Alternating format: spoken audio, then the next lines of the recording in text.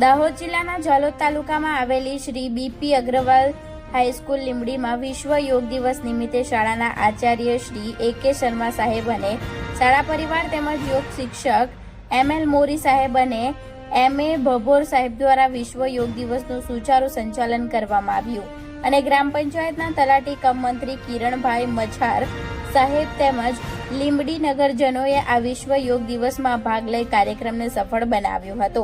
યોગના 10 મુખ્ય લાભ: બધા જ પ્રકારે તંદુરસ્તી, વજન ઘટાડવું, તણાવ મુક્તિ, મનની શાંતિ, રોગપ્રતિકારક શક્તિ વધારવી, વધારે સજગતા સાથેનું જીવન, સંબંધોમાં સુધાર, શક્તિ વધારે છે, વધારે લચકતા અને નમનીયતા, અંતઃસ્ફૂર્ણા વધારે છે.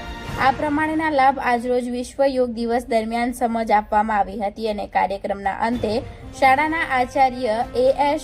શર્મા સાહેબ દ્વારા તમામ વિશ્વ યોગ દિવસમાં ભાગ લેનારાનો આભાર માન્યો હતો. Bureau chief Raju Prajapati, Gujarat crime news, Dahod.